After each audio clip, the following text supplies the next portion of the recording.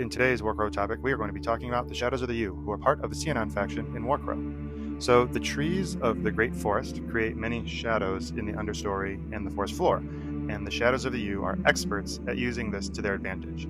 They are, for lack of better terms, wood elf ninjas. They are trained with the strictest of disciplines within Cianon culture. They are specialized in quick and direct combat, and typically by the time they are seen by their enemy, the enemy is uttering their final breath and/or is dying.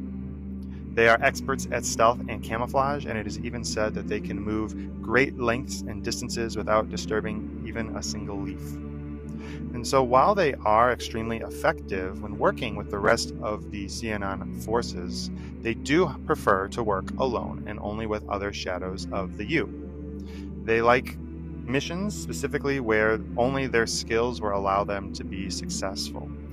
And so the Shadows of the Yew, and we'll see later on, there are also Shadows of the Hawthorn and the Rowan, but the Shadows of the Yew are kind of like our elite kind of ninjas. And so why are the Shadows of the Yew cool? Well, for me personally, forest ninjas, I think is just kind of like a duh situation, right? Like they're really, really cool looking. I think they're really, really cool. And I just love kind of their aesthetic with like their scarves and their masks, and they even have like the toe claws. It just really shows that they are kitted out to be hyper successful in their environment, right? In forests, and that's even translated onto the tabletop.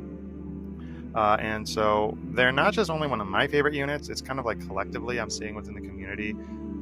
People tend to always there's a lot of Cianon players, both in my community and when I ran the tournaments for Adepticon, there's always a majority of Cianon players, and whenever I look, a lot of people take kind of the more melee focused Cianon, and the Shadows of the Yew, I would say, were kind of like the OG ones from the launch box, from the action pack, and I consistently see people taking them. Like most Cianon lists have them.